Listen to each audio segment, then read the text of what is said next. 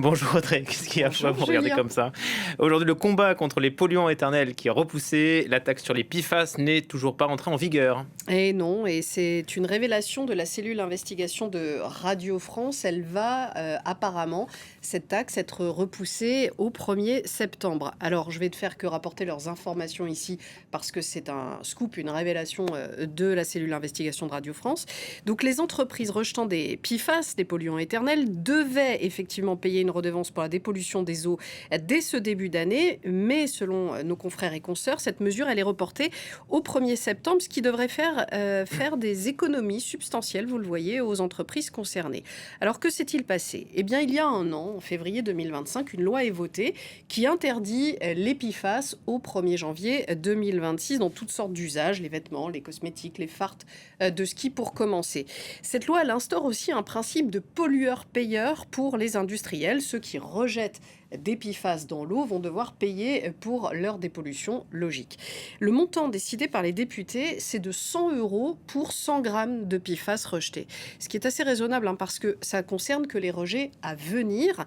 Je vous avais déjà parlé du consortium de journalistes de Forever Pollution Project. Eh bien, ils avaient calculé l'an dernier que pour nettoyer la pollution passée au PFAS en France, il nous en coûterait un minimum de 700 millions d'euros par an. Et ce coût, il est supporté pour l'instant par les usagers de l'eau courante. Alors pourquoi cette taxe n'est pas entrée en vigueur? Pourquoi est-ce qu'elle est reportée?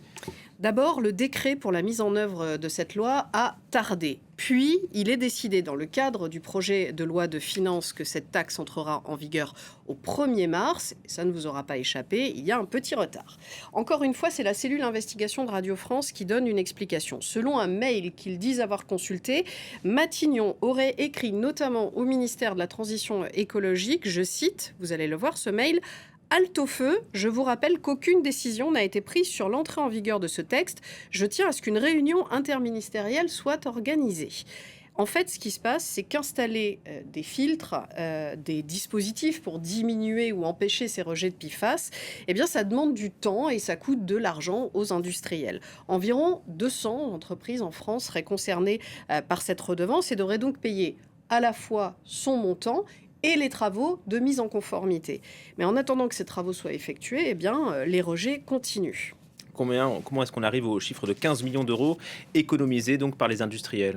Bien, le ministère de la Transition écologique avait fait ses calculs et selon lui, cette taxe devait générer 20 millions d'euros de recettes par an si elle était entrée en vigueur en octobre 2025, ce qui était le plan initial. Ensuite, une fois les travaux effectués sur ces usines qui rejettent des PFAS, eh bien, forcément, le produit de cette taxe, puisqu'il est calculé sur le montant du rejet, enfin la masse de rejet de PFAS, eh bien, il va s'en voir diminuer. Et de beaucoup, puisque le gouvernement table maintenant sur 5 millions d'euros seulement par an, c'est 4 fois moins, avec une entrée en vigueur en septembre prochain. 20 moins 5, vous avez donc vos 15 millions d'euros économisés.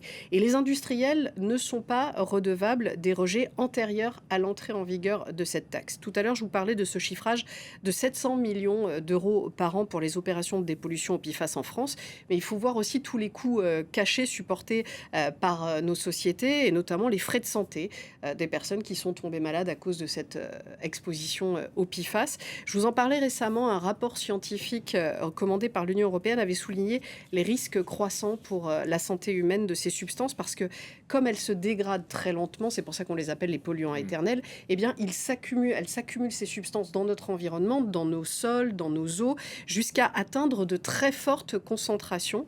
La conclusion de ce rapport commandé par l'Union européenne, c'est qu'il fallait absolument restreindre largement la production de ces molécules. Je vous rappelle qu'elles n'ont toujours pas été interdites en France dans les ustensiles de cuisine.